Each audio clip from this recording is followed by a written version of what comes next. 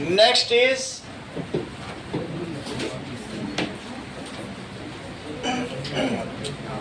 Human I and colourful world में कुछ चीजें हम लोग देख रहे थे। दैट इज दो चीजें हम लोगों ने देख ली, बात नहीं करो। क्या क्या देख लिया? मायोपिया और हाइपरमेट्रोपिया देख लिया। अब आगे देखो, नेक्स्ट इज प्लस बायोपिया।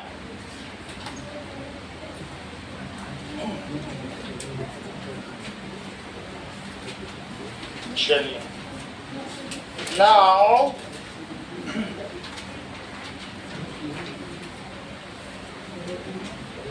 प्लस बायोपिया क्या है?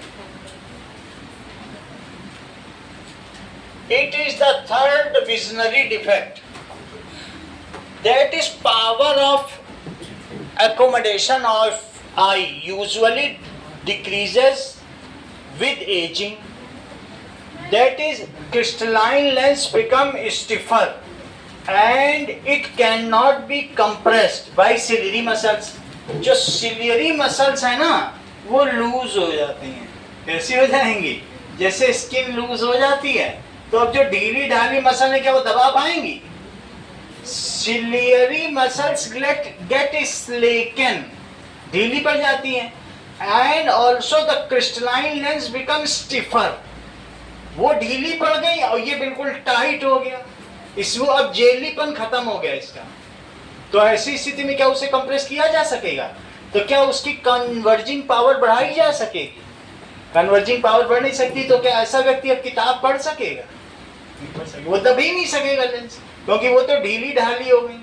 देखो इस चीज को, that is power of accommodation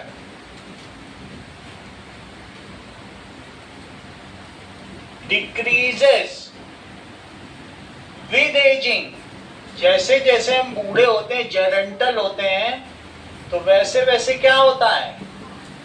it is due to slackening of, ढीली पड़ गई, स्लेकनिंग या loosening of ciliary muscles. Also crystalline lens become stiffer. Crystalline lens become stiffer. तो जब ये स्टिफर हो जाएगा तो क्या होगा? Hence it cannot be compressed. तो क्या इसे कंप्रेस किया जा सकेगा? So its converging power decreases. Now it cannot see the objects kept at its near point. तो अब अगर इसको 25 सेंटीमीटर पर रखोगे, 25 सेंटीमीटर या नियर पॉइंट को डी से डिनोट किया जाता है। That is least distance of distinct vision को किससे डिनोट किया जाता है? डी से। तो लिखो फिर क्या होगा?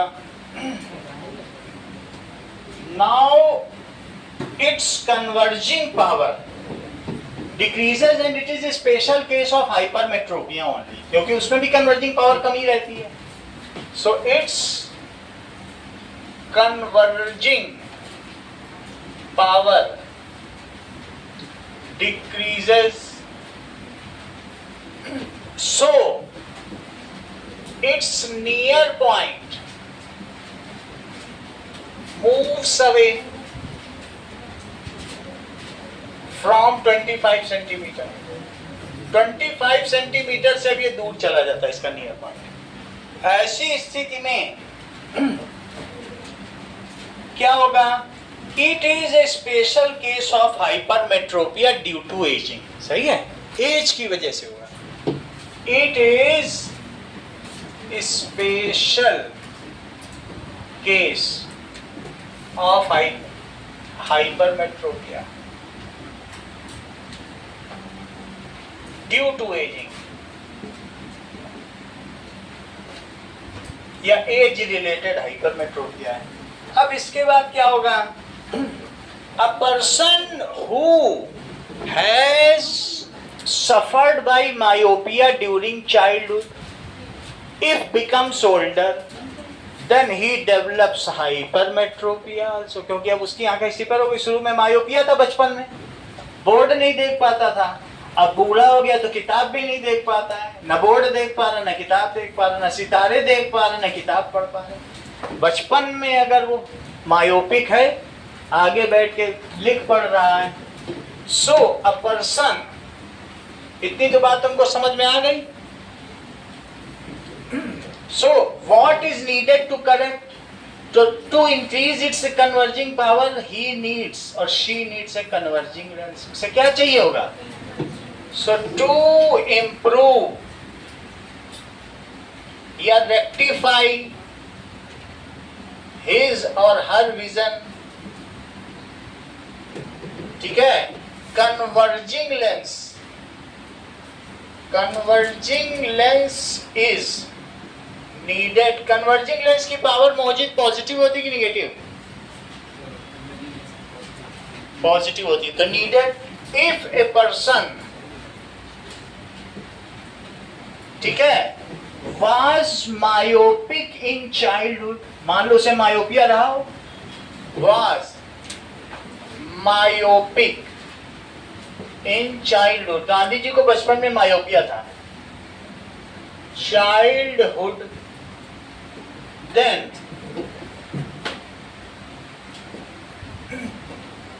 during old age में उसे क्या हो जाएगा? he also suffers from hypermetropia। इसे नहीं बोलेंगे, इसे हम बोलेंगे प्रेसबायोपिया, क्योंकि ये एज रिलेटेड हाइपरमेट्रोपिया, तो इसका नाम क्या दिया गया है? Presbyopia. Presbyopia. Now, such person needs bifocal length. Bifocal lens. समझिए, इस तरीके से हम देखते हैं जो मायोपिया को ठीक करने के लिए कौन सा लेंस चाहिए होता है, बताओ? क्योंकि जो दूर की चीजें वो ऐसे ठीक की जाती एक्सेसिव कन्वर्जेंस की वजह से, लेकिन अब उसको किताब भी पढ़नी है तो नीचे का चश्मा ऐसा हो जाएगा। ये रही उसकी आंखें, तो ये जो आंखों से वो देख रहा है, तो जब वो किताब पढ़ेगा तो यहाँ किताब खुली है तो उसके लिए कन्वर्जिंग लेंस यूज होगा, और जब सितारे देखेगा सामने तो स्टार भी देख लेगा। समझ में आ गई बात की नहीं? तो इस ऐसा लेंस बाईफोकल है, जैसा कि हम स्वच्छ भारत अभियान में भी देखते हैं। नीचे इसमें क्या होता है बोलो? ये दैट इज स्वच्छ भारत, ये गांधी जी का चश्मा है। नीचे इसमें क्या है? नीचे बुक पढ़ने के लिए क्या चाहिए? इसके लिए बुक है, तो नीचे ऐसे देखेगा कि नहीं, बुक तो सामने नहीं पढ़ पाएगा कि यहाँ रख के बुक पढ़ेगा, तो बुक तो नीचे रखी, तो आंखों के निचले हिस्से से बुक पढ़ेगा। ये कॉन्वेक्स लेंस है। कैसा लेंस है? और ऊपर वाला कौन सा है? That is convex. बोलो, बात समझ में आ गई पूरी? अगर उसे मायोपिया नहीं था तो सिर्फ वो कन्वर्जिंग लेंस से काम चला लेगा कॉन्वेक्स। और मान लो मायोपिक पर्सन ओल्ड हो रहा है तो उसे बाईफोकल लेंस कैसा चाहिए? जिसमें दो फोकस पावर होंगे। ठीक है, तो क्वेश्चन दिया गया है, a person suffering from, book का ही क्वेश्चन है, suffering from myopia now becomes older. His near point is 50 centimeter and far point is 1.2 metre. 50 centimetre के अंदर अंदर की कोई चीज वो नहीं देख पाएगा, क्योंकि 50 सेंटीमीटर से उसे दिखना बंद हो जाता है, उसके अंदर नहीं देख पाएगा, उसके बाद ही दिखता है। और वहां से वो कितनी दूर तक देख पाएगा बताओ? 1.2 मीटर, उसके बाद भी नहीं देख पाएगा। यानी अगर कभी ऐसे में कोई मायोपिक तुम्हारी फ्रेंड बूढ़ी होती है और तुम उसके पास जाओगी तो जब यहाँ तक पहुंचोगी तो कुछ नहीं करेगी, जैसे ही इसके अंदर इंटर करोगी हाय अनुष्का बाय अनुष्का करने लगेगी, और जैसे ही और पास आओगी फिर चुप हो जाएगी। वो इतनी दूर तक तुम उसके लिए जिंदा हो, उसका एकोमोडेशन सिर्फ इतना है। बोलो बात समझ आई? 1.2 से बाहर हो कुछ नहीं हो तुम उसके लिए, अंदर ही आई और ये तुम आ गई, अब उसका और पास आई। सही है? सो यहाँ पे कुछ नहीं, यहाँ पे कुछ है, इतना ही देख पाना। उसका नियर पॉइंट फार पॉइंट समझ में आ गया? What kind of bifocal length is needed to correct his vision? समझ में आई बात? What kind of bifocal lens is needed to correct his vision? चलो पहले हम करेंगे फॉर, जो उसका फार पॉइंट है। दोनों चीजें चाहिए ना, फार पॉइंट। फार पॉइंट को तुम ठीक कराना चाहती हो रिद्धि, यानी उसे क्या दिखाना चाहती हो? उसका फार पॉइंट तुम अच्छा बनाना चाहती हो, क्या दिखाना चाहती हो बताओ? इन्फिनिटी या सितारे दिखाना चाहते हैं? ऐसा तो नहीं कि यहीं तक का दिखाना चाहती हो, तुम चाहती हो कि वो सितारों को भी देखे। तो इसके लिए हमें यू कितना लेना होगा? माइनस इंफिनिटी, और वी कितना लेना होगा? -1.2 मीटर, और 1/v minus 1/u, it is 1/f। मोजित वैल्यू प्लेस करो। 1/-1.2, 1/-infinity, it is 1/f। तो 1/-1.2 plus 1/infinity, it is 1/f। यहाँ तक समझ में आ गया? ध्रुव आप घर में फी के लिए बोल दीजिएगा, आपका ख्याल होगा। अब इसके बाद ये देखिए 1/-1.2 प्लस 0, 1/f को क्या कहते हो? क्योंकि ये चीज मीटर में, तो पावर। अब ये पावर हो गई, माइनस तो रखो, और 10/12 that is equal to power, तो -0.83 डायोप्टर। ये ऊपर वाले लेंस की पावर हो गई। ये कितनी हो गई? 0.83 डायोप्टर। अब हम करेंगे Swati for near point correction के लिए। नियर पॉइंट कभी तो विजन उसे करेक्ट करना है कि नहीं करना है? तो for near point correction, for near point के लिए यू कितना लेना होगा स्वाति, और वी कितना लेना होगा बताओ? सही है, आप भी बोलो मंगल। -25 सेंटीमीटर। वो कभी कभी आती है तो उनको उतना मालूम नहीं है। और बताओ वी? -50 सेंटीमीटर। यहाँ तक ठीक है? क्योंकि उसे किताब पढ़वानी है। क्या करनी है? किताब पढ़वानी है कि नहीं पढ़वानी है? और हमें 1/v minus 1/u is equal to ये हो जाएगा। यानी बुक रखी है 25 पे, इमेज बना दो 50 की, 50 से तुम उठा ही ले। तो 1/-50 और -25, 1/f। So 1/-50 plus 1/25, it is 1/f। 50 ले लीजिए, तो ये -1 और +2, इट इज 1/f। तो कितना हो जाएगा 1/f? चीजें सब सेंटीमीटर में ही हैं, तो इसलिए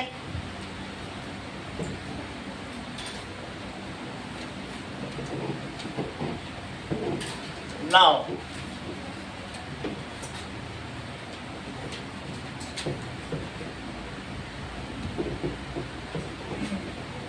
let us see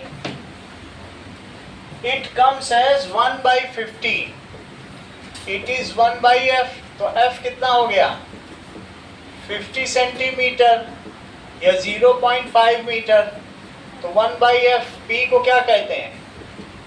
1 प्लस 0.5. तो +2 डायोप्टर. ठीक है. Such person needs a bifocal lens of diverging lens. Bifocal lens चाहिए. Such person needs of combination of power. Combination of power minus 0.83D, that is concave lens, upper side, and plus 2D convex lens, lower side. इस तरीके से कर लीजिएगा. अब देखिए, ये तो हो गया प्रेस बायोपिया का सवाल. अब इन टेक्स्ट का 3 क्वेश्चन पे आओ. इन टेक्स्ट क्वेश्चन नंबर 3. स्वाति, ये बताओ, what is the far point and near point of human I with normal vision?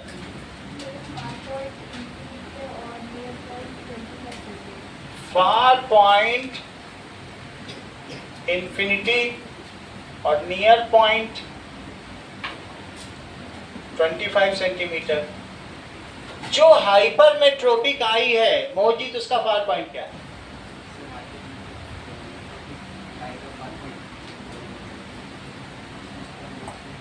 बोलो.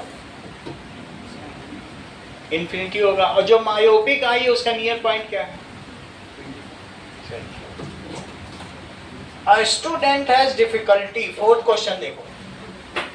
Reading the blackboard while sitting in the last row. What could be the defect the child is suffering from and how it can be corrected? इसे कैसे correct किया जाए? वो किस बीमारी से परेशान है? The person is suffering from myopia. पीछे से उसे दिख नहीं रहा, उसकी excessive converging power है. The student is suffering from myopia. ठीक है. And it needs diverging lens to correct his or her vision. It needs diverging lens to correct या rectify his or her vision. अब देखो, that is about 35 million, यानी 35 million people, 3.5 crore लोग जूझ रहे हैं. Million people are suffering from eye blindness. पूरे world की बात की जा रही है. ठीक है. That is in the world are blind. कुछ लोग कंजीनियल ब्लाइंड है. कंजीनियल का मतलब होता है माँ के पेट से ही अंधे पैदा हुए, जैसे सूरदास. और कुछ बाद में ब्लाइंड हो जाते हैं. 4.5 पीपल आर कॉर्नियल ब्लाइंड. उनको कॉर्निया अगर ट्रांसप्लांट कर दिया जाए तो उससे वो क्योर किया जा सकता है. 4.5 मिलियन आर कॉर्नियल ब्लाइंड. जबकि आउट ऑफ 4.5 मिलियन 60% चिल्ड्रेन है. इसमें 60% चिल्ड्रेन है. उनकी तो पूरी एज ही है, लाइफ है. तो इसलिए उनको अगर एक आंख मिल जाती है तो उनका कैरियर बन जाएगा. कुछ ना कुछ वो कर सकते हैं, देश के लिए कंट्रीब्यूट कर सकते हैं. तो अगर हमारी डेथ होती है और हम अपनी आई डोनेट कर देते हैं तो एक आई से 2 लोगों को फायदा हो सकता है, और अगर कॉर्निया किसी की सही है तो 4 को फायदा हो सकता है। 2 को कॉर्निया लग जाएगा जो कॉर्नियल ब्लाइंड है, और असली आंख किसी को लग जाएगी। तो अगर एक व्यक्ति मरता है तो 4 लोगों को जीवन दे सकता है, रोशनी दे सकता है। अब देखो, हमें जब भी आई डोनेट करना चाहिए तो कौन कौन से डोनेट करते हैं, इस पे एमसीक्यू आता है। Any people of all age group can donate, any gender, चाहे ट्रांसजेंडर हो या किसी जेंडर का हो, या किसी छोटा बच्चा भी आंख डोनेट कर सकता है, बूढ़ा भी डोनेट कर सकता है। तो donation of eye can be done by any. हाँ, people who are diabetic, having hypertension, asthma and without communicable disease also can donate eye. जिसको कोरोना वायरस, कम्युनिकेबल डिसीज होगा तो नहीं कर पाएगा, फिर उससे वायरस पहुंच जाएगा। विदाउट डायबिटीज और अस्थमा कैसी है, नॉन कम्युनिकेबल डिसीज। हाँ मैं वहाँ गया था, तो ऐसे बोलते हैं कि नहीं, अस्थमा हो जाता है, लंग्स इन्फेक्शन हो गया, बोल ही नहीं पा रहा, तो अस्थमा हो जाएगा, या डायबिटीज, उसके बॉडी में शुगर लेवल बढ़ गया, इंसुलिन उसको तोड़ ही नहीं पा रहा। तो who can donate eye? People of all age group, even having non communicable disease like asthma and diabetes can donate eye. बहुत इंपॉर्टेंट क्वेश्चन है, देखो, पीपल ऑफ, जिंदा में नहीं करना है, people of all age group, ठीक है, having non communicable disease,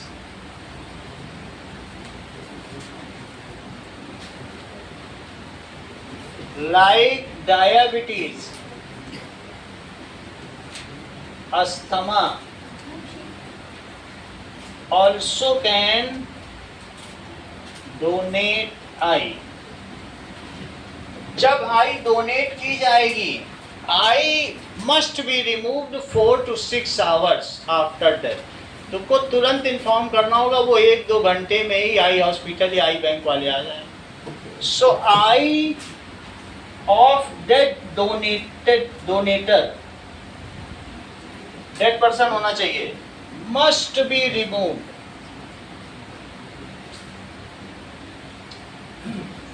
4 to 6 hours within,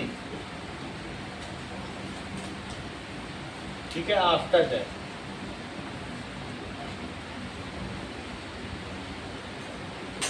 within 4 to 6 hours। अच्छा, eye removal takes place 10 to 15 minutes, फिर उसके बाद उसमें रुई भर देते हैं, तो आँख पे गड्ढा नहीं लगता है। ये नहीं कि जब जलाने जाएंगे या उसको गाड़ने जाएंगे तो गड्ढा नहीं लगेगा, उसमें वो रुई डालते हैं।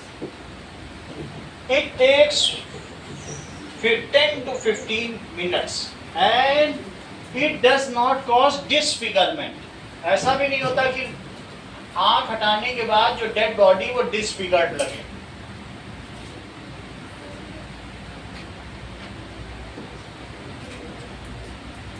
So, it takes 10 to 15 minutes for removal of eye। अच्छा, अब इसके बाद देखो, person who are infected with AIDS, hepatitis B or C, rabies, leukemia, tetanus, cholera, meningitis, ये सब लोग नहीं कर सकते। देखो, एक्यूट ल्यूकेमिया, रक्त की कमी, रक्त अल्पता, ये सब इंपॉर्टेंट है, सब एक एमसीक्यू है। Having hepatitis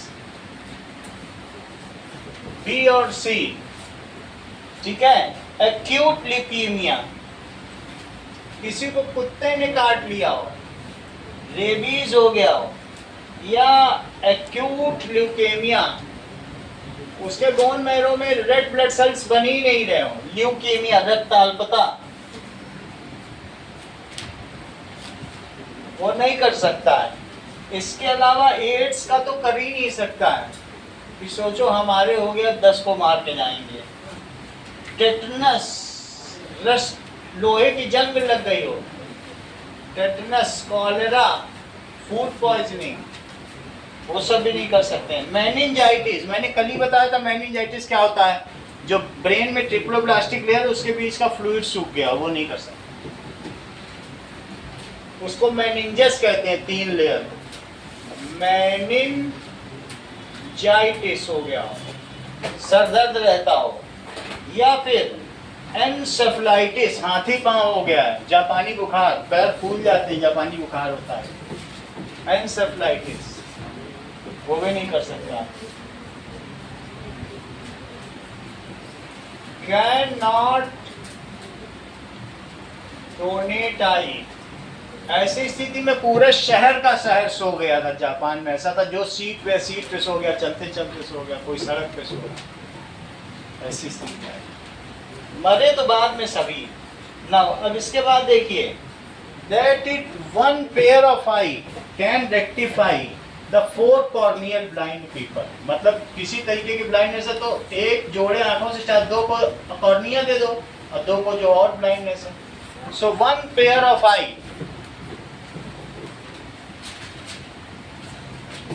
I can give life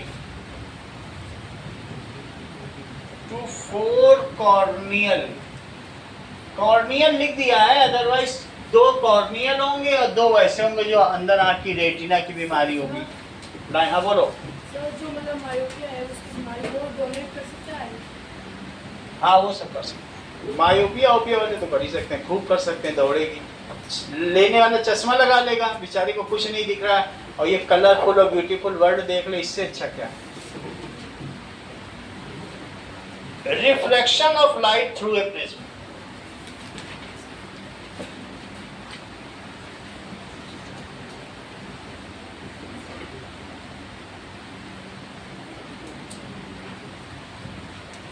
check करें तो प्रिज्म होता क्या है, सबसे पहले यही देखो। नाउ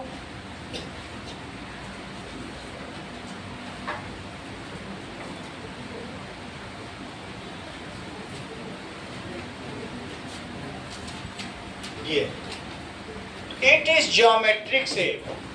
प्रिज्म क्या चीज है? एक ज्योमेट्रिक शेप है। ये देखो, हैविंग ट्रायंगुलर बेस, इस पे रखा जाएगा। रखा किस पे जाएगा? Triangular base. रख दिया कि नहीं? ऊपर भी यही, चाहे बेस ऐसे रख लो चाहे ऐसे, दोनों तरफ रख सकते। तो ट्रायंगुलर बेस पे लगे। Geometric shape having triangular base and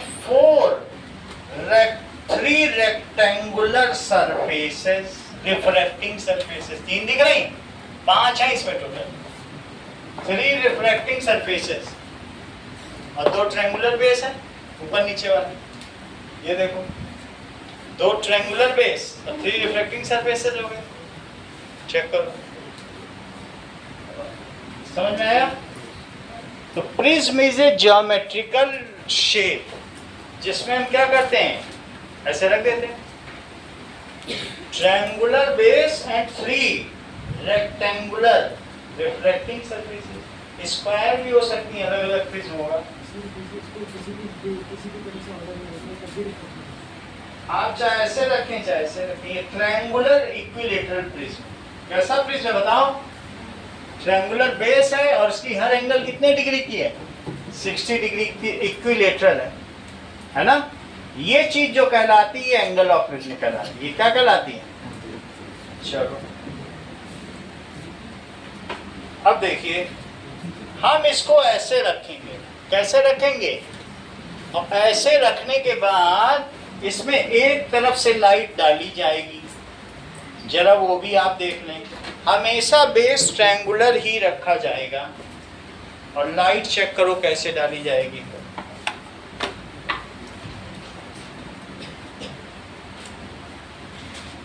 ये देखो, तो इस तरीके से रखें और यहां से लाइट डालें। तो जब इधर से लाइट डालेंगे तो किधर जा रही है? ये देखो, इधर से डालने पर उधर जाएगी इसको सब लोग अपनी कॉपी पे देखो, आपकी कॉपी पे भी करके दिखाते हैं। ये रखा, तो यहाँ से लाइट डाला तो तुम्हें किधर जाती हुई दिख रही, आ रही कि नहीं? एक रिफ्लेक्ट भी हो रही, रिफ्लेक्ट पे ध्यान मत दो, बट जो इधर से आ रही वो देखो, आ रही कि नहीं इधर से? ये देखो, इधर से डाली तो इधर से डाली तो उधर से गई, इधर से डाली तो तुम्हें उधर से जाती दिखी, और उधर से डाल दी तो इधर आ रही कि नहीं? अगर मैंने व्हाइट लाइट डाली होती तो इसमें कई कलर आ जाते। दिख रहा किधर जा रही? ये इधर से डाली, ये आ रही, ये देखो, इधर से डाली और उधर जा रही कि नहीं? ये देखो, इधर से डाली और वो जा रही है,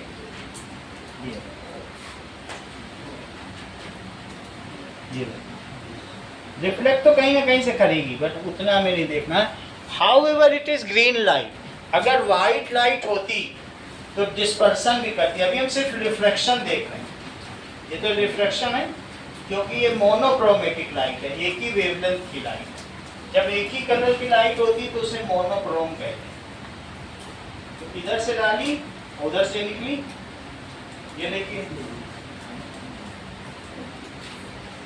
पीली लाइट उधर गई कि नहीं? यहाँ से डाली, उधर से निकली। तो कहने का मतलब है रिफ्लेक्शन थ्रू प्रिज्म। देखो रिफ्लेक्शन का क्या मतलब होता है, प्रिज्म होता क्या, ये भी देखो। Prism is transparent geometric piece या slab having two triangular bases and three rectangular refracting surfaces. कहने का मतलब है, मान लीजिए ये एक प्रिज्म है, तो इसमें किस तरीके की बेस है, जरा इसे चेक करें। ये इस तरीके से, तो ऊपर की ओर कैसा बेस है बताइए? दैट इज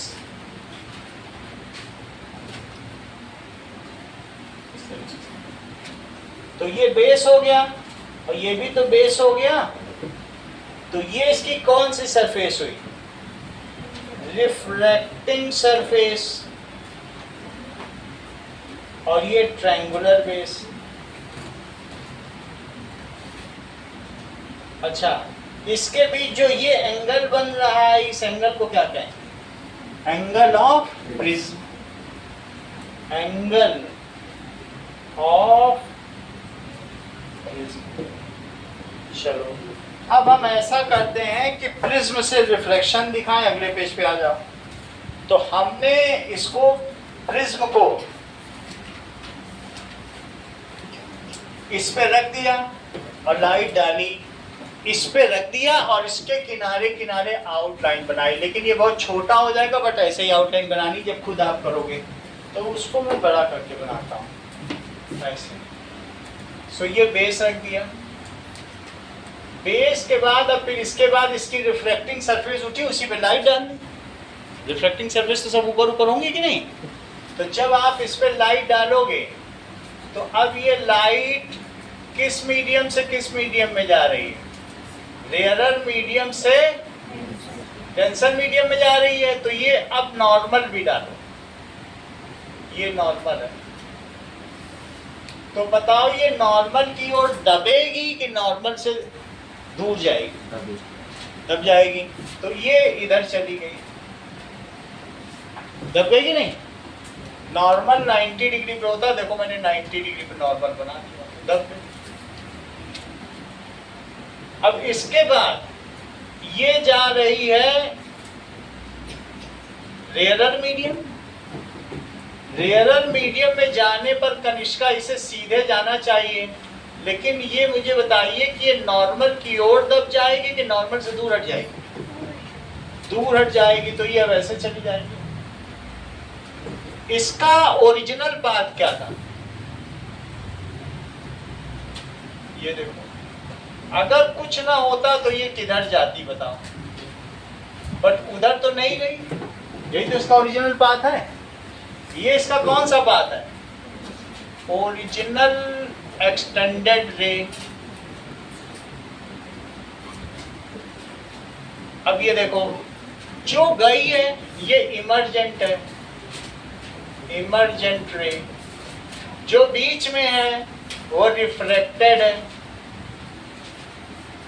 और जो पड़ी है वो कौन सी है? Incident ray. कितनी चीज है। अब देखो, जो ये एंगल है नॉर्मल के साथ, उसे क्या कहा जाएगा? आई कहा जाएगा। अच्छा, क्या उधर भी नॉर्मल के साथ कुछ एंगल बना रही है? ये है नॉर्मल, तो नॉर्मल के साथ इधर जो एंगल बन रहा है, बुक में देखो क्या उसे आर लिखा गया है?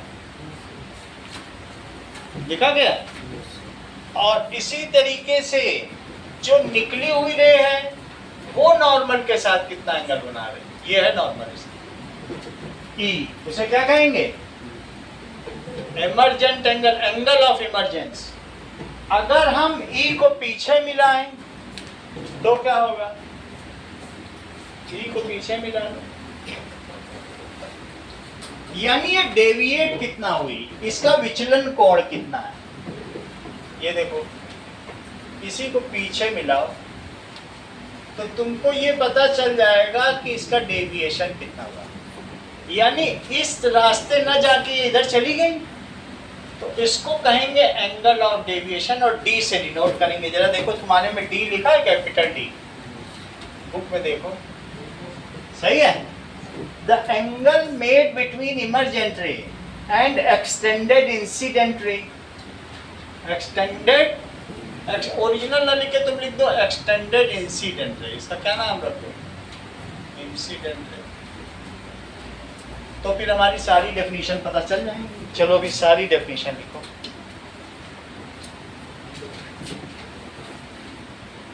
Now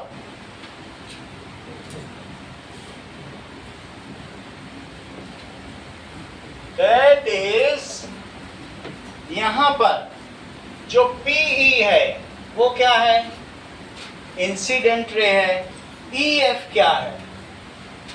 EF is reflected ray, इसे F लिया गया। और इसके बाद FS क्या है? इमर्जेंट रे। तो PE इंसिडेंट रे। अगर तुमसे कहा जाए रिफ्रैक्शन ऑफ प्रिज्म बनाओ तो ये सब लिखना पड़ेगा। ये 3 नंबर का अकेला क्वेश्चन है ऑफ प्रिज्म, और यहाँ 1 2 के बाद 1 फिर से लिख देना, इससे तीनों मीडियम भी पता चल जाएंगे। EF क्या है? That is reflected ray.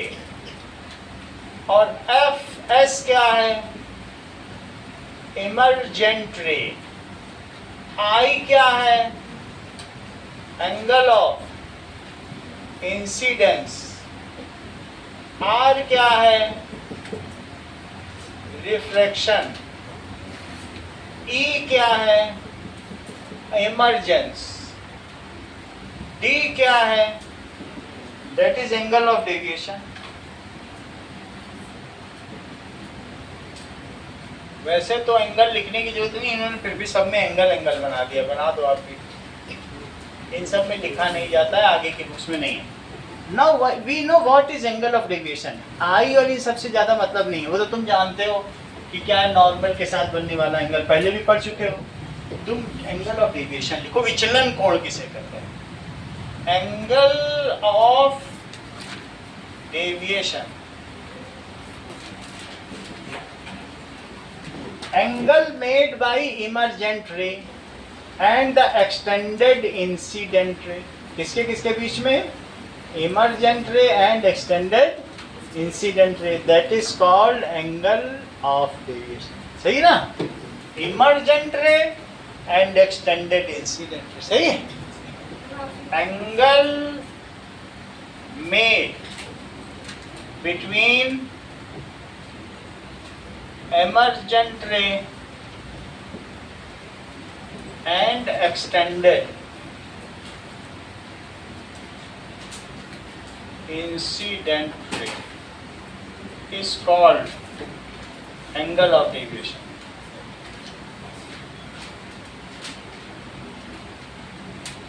अब आगे देखो, ये सारी चीजें तो आपने पता कर ली ना। डिस्पर्सन ऑफ व्हाइट लाइट, ये रिफ्लेक्शन है।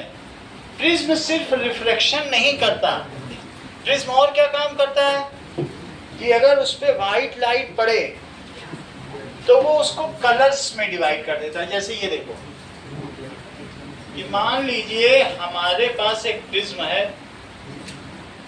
तो इस प्रिज्म को मैं व्हाइट लाइट में रखूं, ये देखो, तो तुमको व्हाइट लाइट में रखने पे इसमें कई कलर्स दिख रहे हैं, ये देखो कई कलर्स हो रहे हैं। अब ऐसे भी रख दें तो भी कलर्स दिख रहे हैं, बहुत सारे कलर्स दिख रहे हैं कि नहीं दिख रहे हैं। तो इससे क्या पता चलता है, इसमें बहुत सारे छोटे छोटे प्रिज्म हैं, बहुत सारे, करीब 100 प्रिज्म है, छोटा छोटा ऐसे ऐसे करके। समझ में आ गई बात कि नहीं?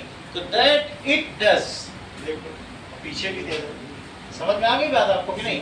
तो ये क्या कर रहा है, प्रिज्म कोई भी डिवाइस हो सकती है जो कि क्या कर रही है बताइए। ये देखो पीछे देखो सर, तो क्या इसमें कलर है? हाथ में से हिला के देखो, गिराना नहीं, बस ये 2000 का पीस है सर। उस डायग्राम में एंगल ऑफ प्रिज्म शो करना कंपलसरी है क्या? डायग्राम में angle of prism, angle of prism भी शो करो, वो तो मैंने दिखाया ही नहीं, भूल ही गया मैं। ए दिखाओ, ये सही कहा। ए क्या है? That is the angle between two reflecting surfaces is called angle of prism. लिखो, ये डेफिनेशन इंपॉर्टेंट है।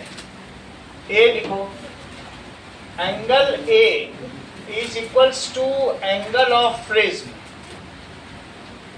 द एंगल ऑफ प्रिज्म क्या होता है? Angle made between two reflecting surfaces of prism.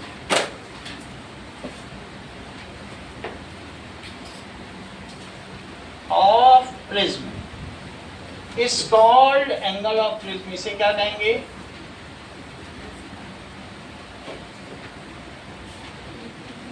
यहां तक समझ में आ गई बात? एंगल ऑफ प्रिज्म देखिए।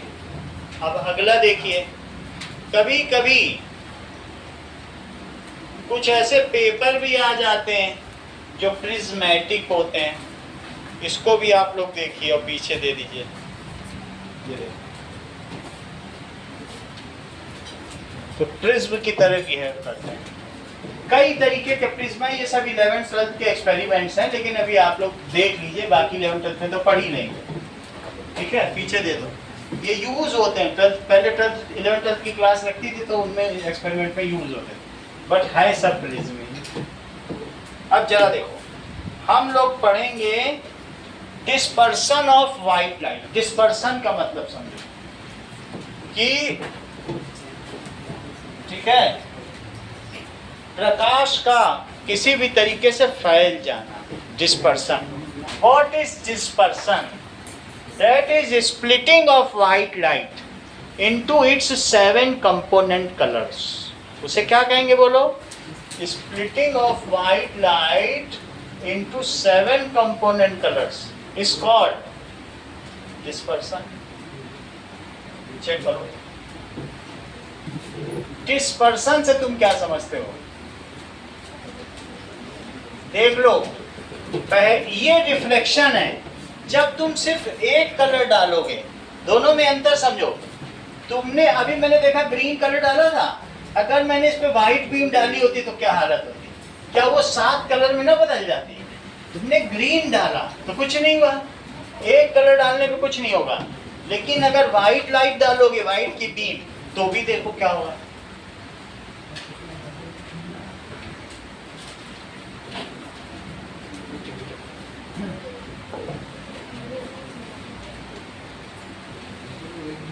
Sure.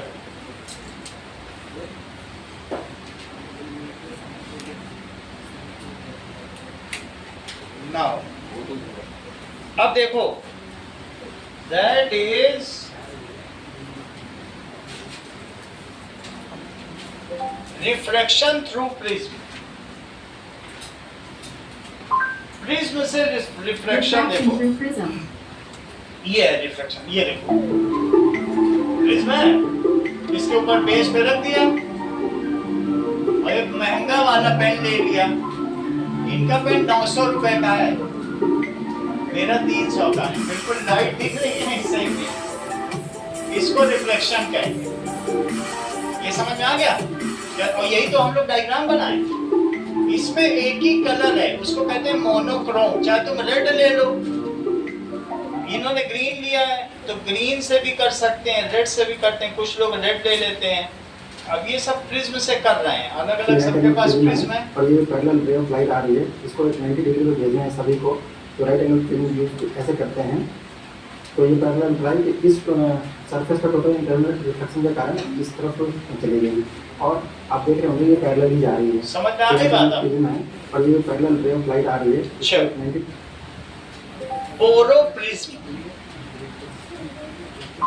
Baroprism.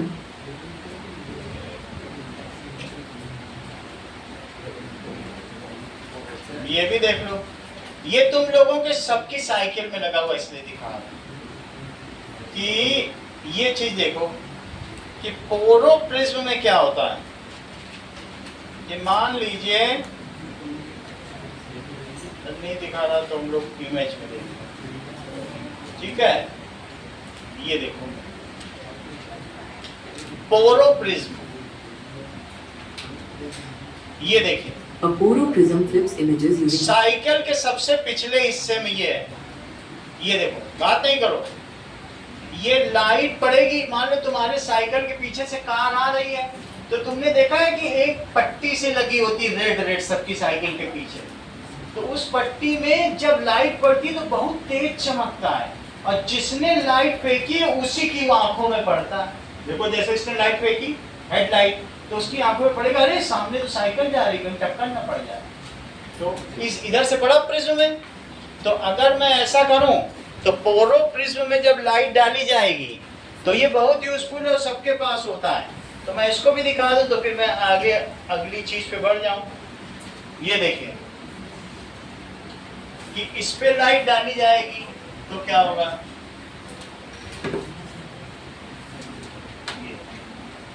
ये है पोरोप्रिज्म, इस पे लाइट डालूंगा तो क्या होगा। मान लीजिए जैसे डाल दी तो ऐसे डालेंगे, होना चाहिए 90 डिग्री, मेरे पास 60 डिग्री का है तो इधर उधर भाग रहा है।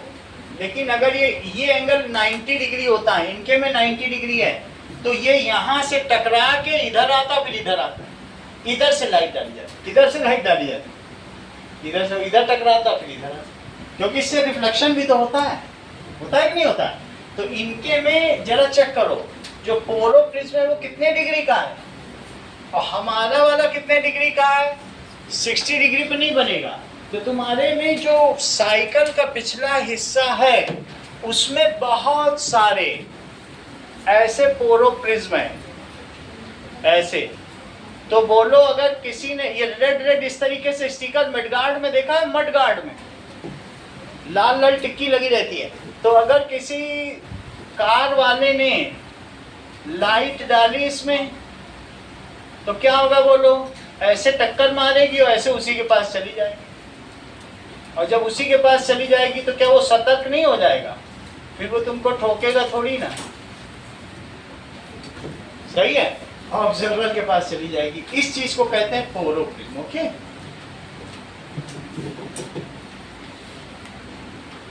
Now what does it mean by dispersion? Dispersion से क्या मतलब होता है? Splitting of white light. White light करके कोई कलर नहीं है, व्हाइट कई चीजों का कॉम्बिनेशन ऑफ कलर है, सही है। Splitting of white light, splitting of white light When it passes through, जब ये किससे पास हो रहा हो, when it passes through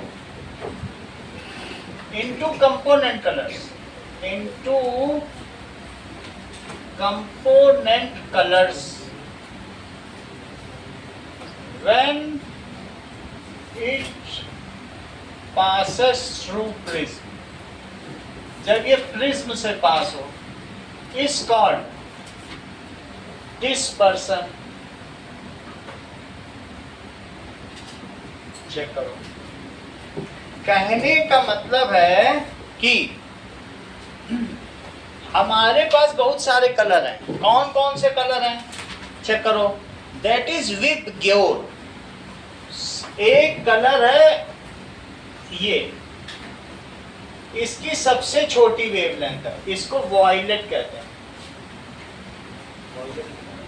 दूसरा देखो इंडिगो। इंडिगो का क्या मतलब होता है? दैट इज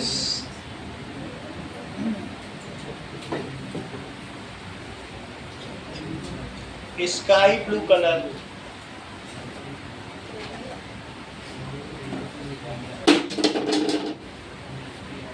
ये देखो, तो जो दूसरा वाला है उसकी वेवलेंथ जरा बड़ी है, इसको क्या कहेंगे?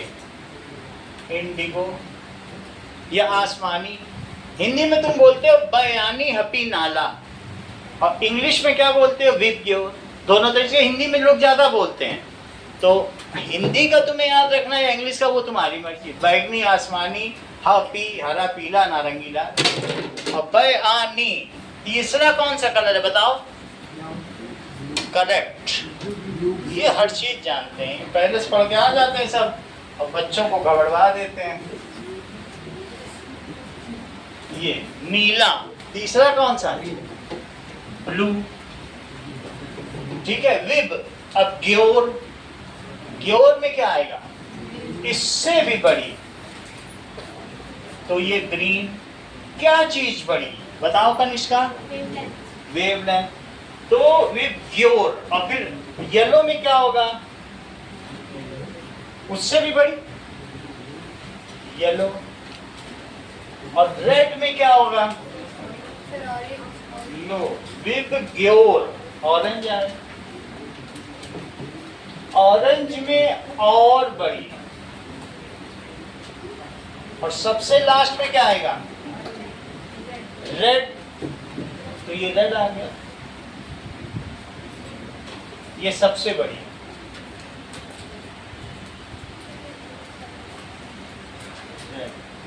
तो wavelength is increasing in which order? ये वेवलेंथ है, सॉरी नीचे बढ़ रही। किधर बढ़ रही है वेवलेंथ सबसे ज्यादा?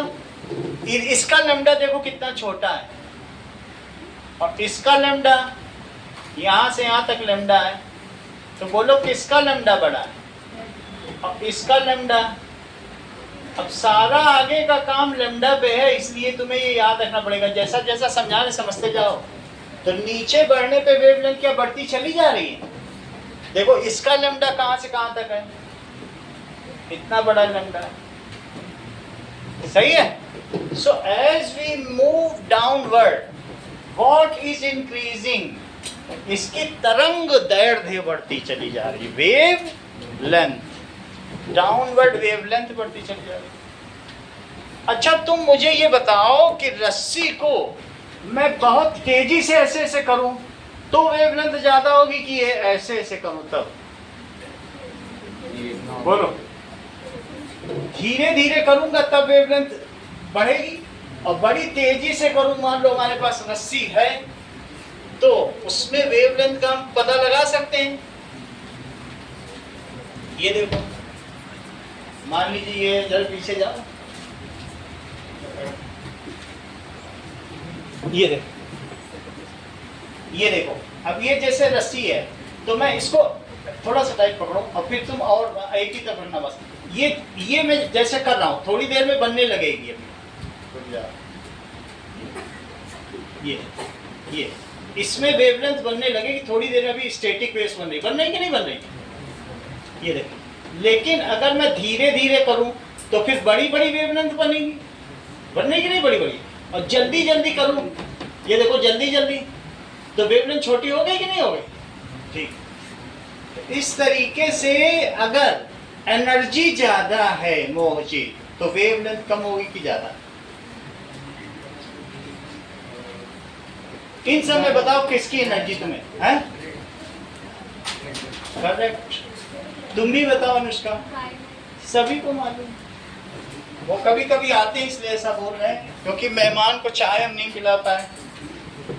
तो वेवलेंथ नीचे बढ़ रही है, अभी करके दिखाया है, देखिए सामने किसमें ज्यादा एनर्जी लगी, जल्दी जल्दी करने में। सो बोलो मुझे फ्रीक्वेंसी किसमें ज्यादा है, किसमें मुझे सबसे तेज ऑसिलेशन करने पड़े। वायलेट में तभी तो उसमें रिपल्स छोटे बने, ये रिपल्स कहलाते हैं। जो अलग अलग वेव्स हैं या डिस्टर्बेंसेस हैं, इनको क्या कहते हैं, ripples. These are ripples. So frequency is more, और ऊपर चल के और क्या चीज मोर है बताओ, एनर्जी मोर है। अगर तुम बिल्कुल टहलते हुए और मटकते हुए बीच पे जाओ, तब तुम्हारी स्पीड में ज्यादा परिवर्तन आएगा कि जब तुम रोड से दौड़ते हुए बीच पे जाओगे तब। बोलो, इफ यू आर, अगर आप गज चाल में चल रहे हो धीरे धीरे से, हाथी की चाल में, और सोचो तब अब हम रोड से बीच पे जाएं, तो पर फर्क नहीं पड़ेगा ना ज्यादा। मेरा कहने का मतलब है, the wave which is running with high speed with high energy, जब वो प्रिज्म से गुजरेगी तो उसमें एंगल ऑफ डेविएशन ज्यादा होगा, और रेड में ज्यादा फर्क नहीं पड़ेगा। रेड के पास तो अभी मोजिद ने बता ही दिया कि एनर्जी लीस्ट है, समझ में आई बात की नहीं। तो रेड कम डेविएट होगी, और जिसकी सबसे ज्यादा एनर्जी है वो सबसे ज्यादा दौड़ता हुआ व्यक्ति बीच पे चला जाए, क्योंकि ये एक ऐसा मीडियम है, glass medium, which provides hurdle to passage of light. तो वो किसमें सबसे ज्यादा बाधा उत्पन्न करेगा, पर्पल में, क्योंकि उसकी एनर्जी सबसे ज्यादा है। और जिसके पास एनर्जी नहीं, जो टहलता हुआ जा रहा है, तो उसके केस में क्या होगा, सही कि नहीं। चलो इस चीज को समझें, इसको नोट कर लो। अब इसके बाद हम लोग समझेंगे कि splitting of white light into component colours. कौन कौन से कंपोनेंट कलर्स, बयानी, पी, नाला, बैगनी, आसमानी, हरा, पीला, नारंगी, लाल, विद ग्योट। इस चीज को समझिए। चलिए, नाउ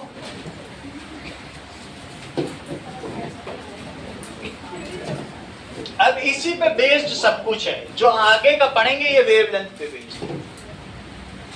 देखो, कहने का मतलब है कनिष्का, ये देखो, ये अब हम समझने जा रहे हैं डिस्पर्सन। पहले रिफ्लेक्शन समझा था। हम क्या करें, एक स्प्लिट लें, स्लिट लें। स्लिट का मतलब तुम एक एल्युमिनियम फाइल में पिन लगा दो, नीडल, और फिर उसमें टॉर्च की रोशनी डालो, तो सिर्फ एक ही रे जाएगी। बीम नहीं डालना कभी, बीम में तो सब ओवरलैप कर जाएंगे, बीम तो ग्रुप ऑफ रेज है। स्लिट में सिर्फ पिन लगाओ, एक नीडल से पिन लगाना, उसमें टॉर्च लगाना, सही है। तो अभी हम वीडियो में भी दिखाएंगे, दैट इज स्लिट, और ये एल्युमिनियम फाइल है, ओके। तो जब यहां पे लाइट पड़ी तो इसे जाना कहां चाहिए बताओ। लेकिन ये जो व्हाइट लाइट है, क्या व्हाइट लाइट का अपना कोई अस्तित्व होता है, नहीं होता है। जब अगर मान लीजिए ये न्यूटन्स रिंग है, अगर हम इस सर्कल को मोटर से घुमा दें तो अल्टीमेटली ये व्हाइट आपको दिखेगा। ये न्यूटन्स क्रेडल है, इसको मैं घुमा दूं, ये मोटर लगी, अभी हमने इसको कुछ लगाया नहीं है, तो घुमा देंगे तो क्या होगा बताओ, जितनी तेजी से घूमेंगे व्हाइट दिख जाएगा। तो 7 कंपोनेंट कलर्स का आपस में तेजी से घूम जाना, it produces white light. It is famous, Newton's cradle इस तरीके का होगा। इसमें मोटर लगी है, लेकिन उस पर हम ज्यादा जाएंगे नहीं करने के लिए, तो फिर भी आप समझ लो, ठीक है। इसमें डीसी मोटर है, किया जा सकता है। This is Newton's cradle. क्या है ये? न्यूटन्स का रेड लाई है। अच्छा अब जरा देखो, इसको जाना कहाँ था? यहाँ जाना। अच्छा, रेड लाइट जो है वो कहेगी कि मैं तो ज्यादा नहीं मुड़ती, मेरे एनर्जी नहीं है, मैं अगर टफर मीडियम में जाऊंगी, डेंसर मीडियम में जाऊंगी तो मेरा लीस्ट डेविएशन होगा, मुझे कोई फर्क ज्यादा नहीं पड़ता है, मैं पहले से ही स्लो चाल में चल रही थी। अच्छा, मुड़ी जरूर है लेकिन कम दबी। रेड के बाद ऑरेंज कहेगी मेरी तो तुमसे एनर्जी ज्यादा है, मैं दौड़ के चल रही थी, तो ऑरेंज ज्यादा दब गई। उसके बाद येलो देखो, येलो ने कहा मैं तो आपसे भी ज्यादा एनर्जेटिक हूँ, गौर दब गई। और उसके बाद ग्रीन क्या बोली? मेरी एनर्जी आपसे भी ज्यादा है। ग्रीन के बाद ब्लू क्या बोला कि I am having more energy than all of you. लेकिन ब्लू के बाद आसमानी क्या बोला? इंडिगो। इंडिगो यहाँ एयरलाइन नहीं है, इंडिगो ये बोल दिया कि हमारी ज्यादा है तो मेरे में डेविएशन भी ज्यादा होगा। और फिर पर्पल क्या बोला? Purple stated that my energy is highest, so my deviation should also be highest. सही है कि नहीं? और इसके बाद सभी पे नॉर्मल बनाओ। तो प्रिज्म का ऐसा स्ट्रक्चर होता है कि ये इसे अभी फिर और डेविएट करेगा, ये इसे ऐसे नहीं रहने देगा। देखो बिल्कुल मैं 90 डिग्री बना रहा हूं, 90 का मतलब जो आने वाली लाइन है उससे 90, सब 90 बना दिया। और इसके बाद सबको अवे करना शुरू करो। रेड वाला कहेगा मैं तो नॉर्मल की ओर नहीं जाती, मैं दूर हटूंगी, क्योंकि मैं कैसे मीडियम में जा रही हूँ? Rare medium. नॉर्मल पे जाएगी कि दूर हटेगी? जाना यहाँ चाहिए था, तो क्या जाएगी यहाँ पे? नहीं जाएगी, नहीं जाएगी ना। इसी तरीके से ऑरेंज भी क्या कहेगी? मैं अपने रास्ते नहीं जाती, मैं तो नॉर्मल से दूर हटूंगी। येलो क्या कहेगा? मैं भी दूर हट जाऊंगा। और ग्रीन क्या कहेगा? I will also move away from normal. फिर इसके बाद ब्लू क्या कहेगा? मैं भी दूर हट जाता हूं, तो ब्लू भी दूर हट जाएगा। और इसके बाद ये वाला क्या कहेगा? इंडिगो, कि मैं भी दूर हट जाऊंगा। और फिर ये लास्ट वाला क्या कहेगा? I will also move away. ये सारे अवे हट गए। जब ये सारे अवे हट गए तो यहां पर एक स्क्रीन रख दो, ऐसी स्क्रीन रख दो। This is screen. सो इसको क्या कहते हैं? That is arrangement of various component of light in increasing or decreasing order of their wavelength. अगर मैं नीचे चलूं तो वेवलेंथ बढ़ रही है कि ऊपर बढ़ रही है? बोलो दीपिका, वेवलेंथ नीचे की ओर बढ़ रही है कि ऊपर? तो हर चीज जानती हो, तुम भी बता दो। दोनों के विचार मिलते जुलते नहीं है, ये दोस्त कभी नहीं बन सकते।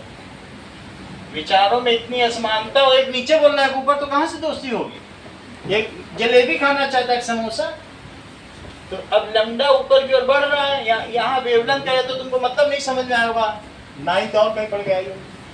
वेवलेंथ का मतलब होता है that is the distance between any two successive crest. ये तो साउंड में तुमने पढ़ ही लिया, तो क्या तुम्हें इसकी वेवलेंथ ज्यादा लग रही? बोलो, इसकी लग नहीं ज्यादा है? हाँ बोलो ना, क्यों बोल रहे? मैं तो उल्टा पूछूंगा ही, क्या दीपिका तुमको इसकी वेवलेंथ ज्यादा लग रही? क्या इसकी एनर्जी कम लग रही? हाँ, एनर्जी तो उसी की ज्यादा है। अब फिर से करो दिग्विजय का, उठाओ इसको फिर से। हाँ बोलो तुम डियाना, क्या तुमको इसकी वेवलेंथ ज्यादा लग रही? इसकी एनर्जी कम लग रही? क्या इसकी फ्रीक्वेंसी कम लग रही है? सही है। फिर से समझो, यहां तक तो तुम्हें समझ में आ गया बात कि दैट इज ये वेवलेंथ है, that is arrangement of various components of colour. इसको कहते हैं इलेक्ट्रोमैग्नेटिक स्पेक्ट्रम, विद्युत चुंबकीय स्पेक्ट्रम। क्या कहलाएगा ये? Electromagnetic spectrum. समझ में आई बात आपको? लिखो इस चीज को, अरेंजमेंट ऑफ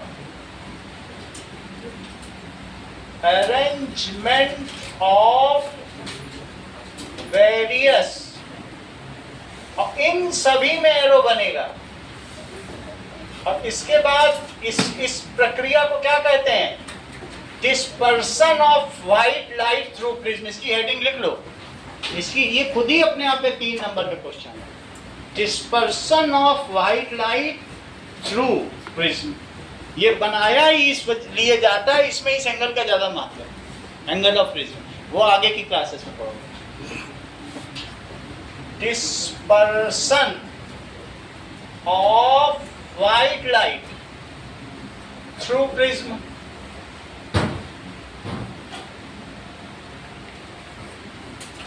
इतनी बात समझ में आई? Arrangement of various components of colours of light.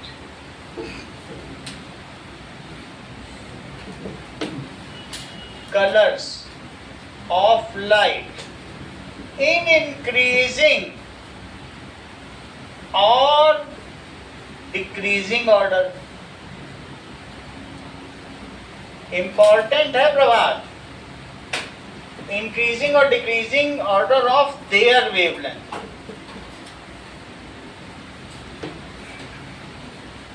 या फ्रीक्वेंसी। ध्यान दीजिए, नीचे चलने पर फ्रीक्वेंसी बढ़ रही है। फ्रीक्वेंसी जानते हो, 1 सेकंड में ऑसिलेशंस, और ऊपर बढ़ने पे क्या बढ़ रहा है? तो दैट इज न्यू, जानते हो, इसे फ्रीक्वेंसी कहते हैं। और लैम्बडा किसे कहते हैं? वेवलेंथ, कोई तो जानते ही हो। सो इन इंक्रीजिंग और decreasing of order of their wavelength the frequency is called. Rajveer sentence पूरा करो। हाँ बोलो। अब वो 2.5 नंबर कैसे लाएगा आज? इसके लिए हर चीज कठिन है। देखो, सरल सरल चीज भी उसके लिए कठिन कितनी हो रही है। Electro magnetic spectrum. तुम आलोक से प्रेरणा लिया करो कि तुम कैसे पढ़ो, उसको लेस खिलाओ कि वो तुमको टिप्स देगा। ठीक है, it is called electromagnetic spectrum. That is when white light passes, white light रे भी कह सकते हो, हम बीम की बात नहीं कर रहे हैं, passes through prism, then the violet colors deviates most while the red colors deviates least। तो सबसे ज्यादा रिफ्रैक्टिव इंडेक्स वायलेट कलर का होगा कि रेड कलर का? क्वेश्चन पूछा जाता है। रिफ्रैक्टिव इंडेक्स का मतलब है कि सबसे ज्यादा परिवर्तन किसमें आया। सही है कि नहीं? वैसे तुम sine I by sine R से भी निकाल सकते हो, लेकिन वायलेट में सबसे ज्यादा रिफ्लेक्टिव नहीं। जितनी प्रतिबाधा हुई वो वायलेट के लिए सबसे ज्यादा। पूछा जाएगा तो बता देना, ठीक है? लिखो इस चीज को, सही है? So when white light passes through prism,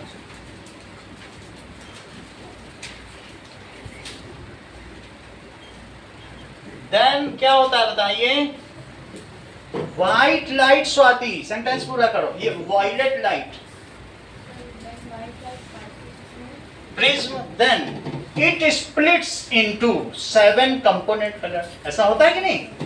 then it splits into, अभी वीडियो दिखाते हैं, 7 कंपोनेंट कलर्स। ऐसा होगा है क्या? फोन के टॉर्च से भी चलेगा, उसमें झिर्री होनी चाहिए, स्लिट, जिससे एक ही जाए, नहीं तो सारे वायलेट रेड के साथ मिलके फिर से सब गड़बड़ हो जाएगा। एक ही रे जानी चाहिए, बीम नहीं जानी चाहिए। उस चीज की सावधानी करनी पड़ेगी। टॉर्च में तो बहुत सारी लाइट है, वो हम डाल के देख लेंगे, तो वैसे भी है। 7 कंपोनेंट कलर्स हमने किया, 7 component colours in this violet light deviates most, while red light deviates less. मेरा कहने का मतलब है refractive index of violet is greater than refractive index of red. समझ में आ गई बात? क्या तुम्हारी बुक में dispersion of white light by prism का कोई डायग्राम बना हुआ है? बताओ। अगर बना हुआ है तो तुम रिद्धि न्यूटन के बाई प्रिज्म एक्सपेरिमेंट से क्या समझती हो जो नीचे है? उस डायग्राम को देखो और उसका अर्थ बताओ। न्यूटन का इन्वर्टेड प्रिज्म एक्सपेरिमेंट से तुम क्या समझती हो? ये क्या बताना चाहता हूं?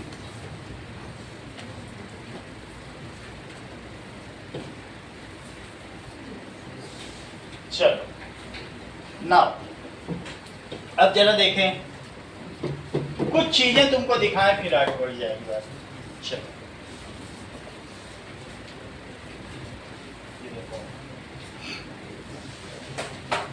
डिस्पर्सन थ्रू प्रिज्म, ये चेक करो। Dispersion through prism. ये देखो प्रिज्म पे व्हाइट लाइट पड़ रही है, और व्हाइट लाइट पड़ने पे क्या हो रहा है बताओ? दूसरी तरफ से सारे कलर्स निकल रहे हैं। अब वो किधर से आ रही वो नहीं पता, हमें लगता है उधर से आ रही होगी। ऐसा लग रहा है जैसे इसमें रेड नीचे है, वो उधर से आ रही है। मैं दूसरा डायग्राम दिखाता हूँ, ये ना सोचो इधर से आ रही है। चलिए और आगे देखते हैं। ये सही है, सॉन्ग के साथ भी फिर भी उतना अच्छा नहीं है, बढ़िया काम करें कुछ। इसको देखो तुम। कभी आपने सोचा है कि व्हाइट लाइट प्रिज्म से होकर ही 7 रंगों में क्यों बिखर ये सही कलर है, लेकिन फिर भी गलत है। जरा फिर से समझो, इसने अपना ओरिजिनल डायरेक्शन से भी ऊपर निकल गई, इसकी गलती है, ये सही नहीं बनाया। समझ आया कि नहीं? हमेशा जो इसका ओरिजिनल पाथ है उससे सभी नीचे ही जाएंगे। सातों रंग अलग अलग स्पीड से देखो Prism. Last. आगे देखें, कोई सही मिल जाए मजेदार तो फिर हमें पता चल जाए। ये देखो, ये हमारे पास प्रिज्म, और इसके बारे में हम सभी जानते हैं जब व्हाइट रे इससे पास होती है तो कलरफुल स्पेक्ट्रम प्राप्त होता है जो कि विब्ग्यो होता है। तो इसी को आज हम कहते हैं गजब का स्पेक्ट्रम प्राप्त हो रहा है। इसके लिए लाइक, शेयर और सब्सक्राइब इधर से आ रहा है, ये कोई हमारे बात पास नहीं, फिर भी सही चीज आपको मिल नहीं पाएगी। बहुत सारे देखा है, इसको बस देख लो, इस तरीके से होगा।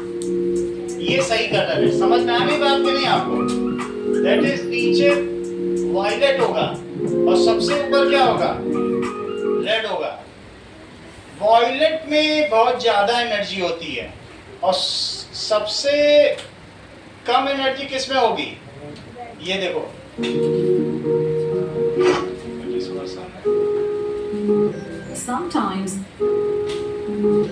Sometimes after the rain, rain को तो बाद में बताएंगे। light. इस तरीके से होगा, ये देखो, बस तुम यही देख लो, बाकी बहुत एग्जांपल यूट्यूब में देख लेना, मिल जाएंगे। तो ऐसा होगा, फिर भी ये एग्जैक्ट डायग्राम है जो मैंने बताया। इसके अलावा बाकी सब लोग छोटी छोटी चीजें हैं, वो 12th की बुक में सब सही सही दी हैं, तो ऐसे ही सब बना दे रहे हैं, लेकिन वैसा नहीं करना है। आगे देखो, अब हम देखेंगे Newton's cradle. Newton's cradle, Newton's cradle. Cradle छोड़ो, न्यूटन्स रिंग। Newton's ring.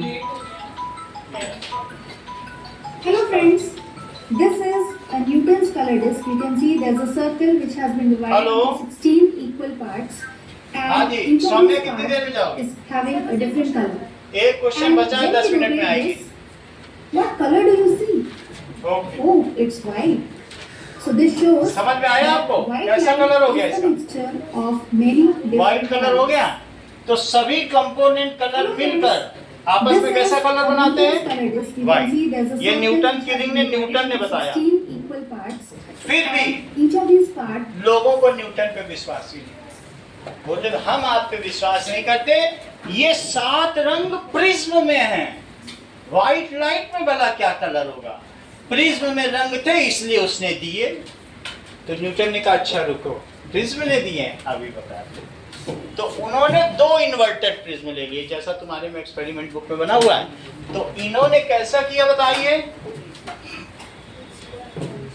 चलो दैट इज एक लिया न्यूटन्स इन्वर्टेड प्रिज्म एक्सपेरिमेंट, और दूसरा कैसा ले लिया, ये सही है, 2 ले लिए इक्विलेटरल। अच्छा अब यहां से एक लाइट आई, ये तो जब इससे लाइट आएगी तो क्या इस रास्ते पे जाएगी, इस रास्ते पे नहीं जाएगी, वो मुड़ जाएगी। और क्या इसमें से सारे कलर निकलेंगे, अब मैं इसमें के अंदर ही सारे कलर बना दूंगा, ठीक है। अभी भी ये नॉर्मल की तरफ नहीं जाएगी, नॉर्मल से और खुलेगी, समझ में आई बात। तो इसको मैं और थोड़ा नीचे बना देता हूं, ये देखो, तो ये इसको ऐसे बना दिया,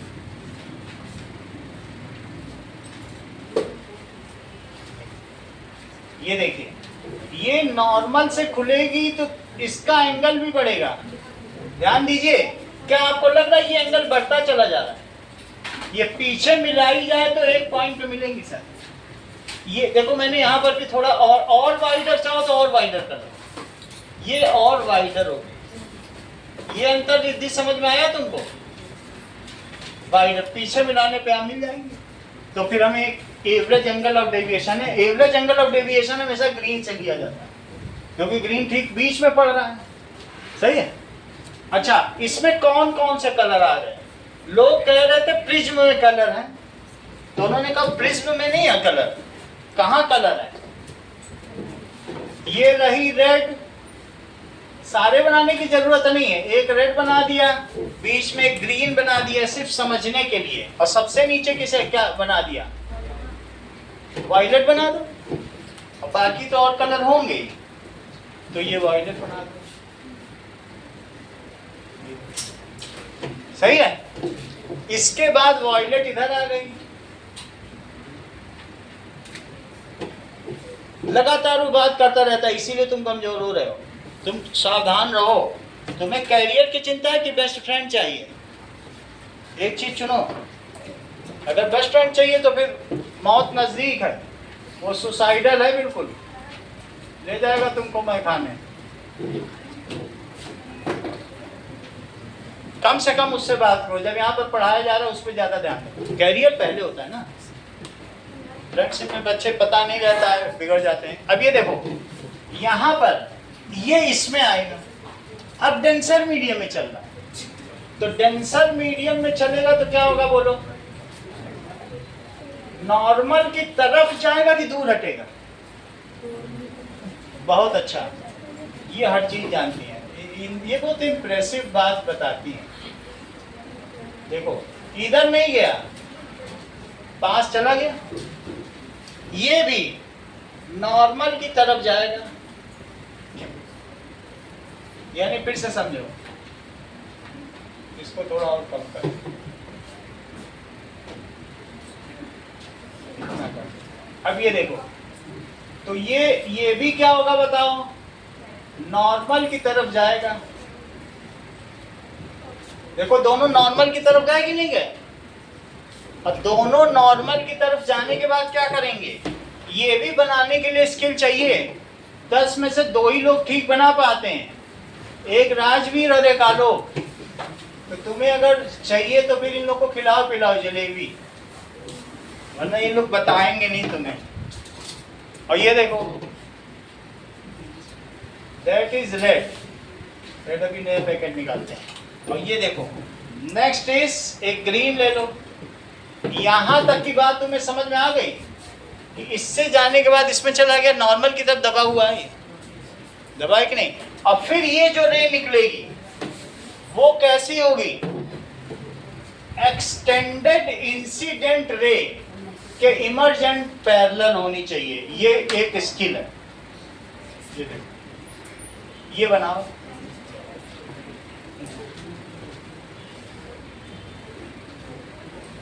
और ये कैसी है, ये इसके पैर, यानी इन दोनों में लेटरल डिस्प्लेसमेंट हो जाए। वास्तव में ये ग्लास स्लैब की तरह काम कर रहा है। So this is incident ray and this is, और ये दोनों पैरेलल रखे हुए प्रिज्म है, प्रिज्म को भी पैरेलल ही रखना पड़ेगा। और बुक में भी देख लो ये दोनों पैरेलल हैं, ठीक है कि नहीं।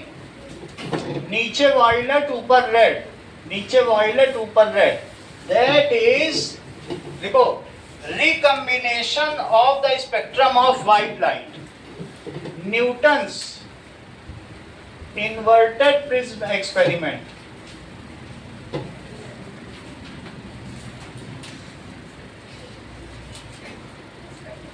रिकम्बिनेशन, इन्होंने बताया प्रिज्म अगर देता तो फिर ये और व्हाइट लाइट दे देता। ये तो व्हाइट लाइट को किसमें बदल रहा है बोलो, वापस व्हाइट लाइट में रिकम्बाइन कर दे रहा है। तो इसका मतलब है उसी के कलर थे वो निकले और फिर कंबाइन हो गए। It is the position of prism which it again recombines. अगर उसे देना होता तो और देता, वो दे नहीं रहा है। इसको कहते हैं recombination of spectrum of white light. देखो, recombination of spectrum of white light. तुम्हें करना क्या क्या है, पहला, draw the labelled diagram of reflection through prism. पहला काम क्या करना है, वो मिट गया डायग्राम। क्या करना है, draw labelled diagram for reflection through prism.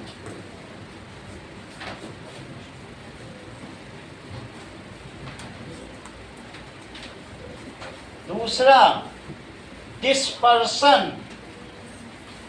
Through prism, और तीसरा, recombination of white light through pair of inverted prism, pair of inverted prism. देखो, दूसरा question, red light has this lambda and this frequency,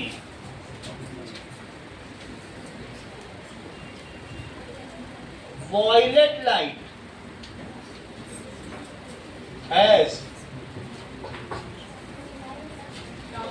lowest और highest लिखना है, किसकी highest होती है किसकी लोवेस्ट होती है। तीसरी चीज, डिफाइन इलेक्ट्रोमैग्नेटिक स्पेक्ट्रम। एक तो डिस्पर्सन को डिफाइन करो, एंगल ऑफ डेविएशन को डिफाइन करो, ये सब आने वाले सवाल हैं। एंगल ऑफ प्रिज्म को डिफाइन करो, और that is electromagnetic spectrum. Write a note on presbyopia. Write a note on presbyopia. If a presbyopic person, एक और क्वेश्चन है, if a myopic person becomes old,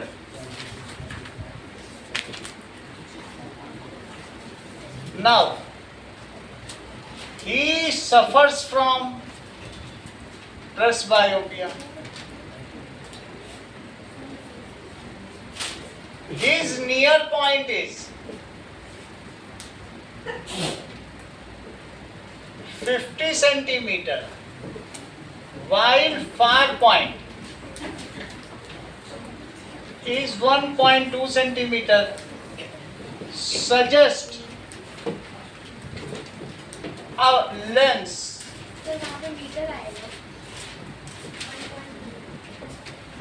of proper power, उसको suggest length of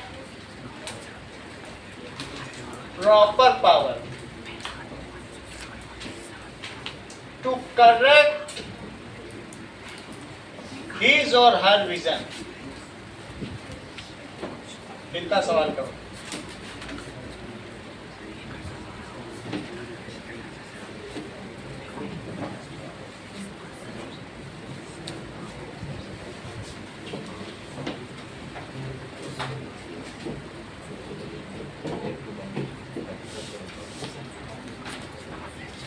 चलो सौम्या कितनी देर लगाओगी?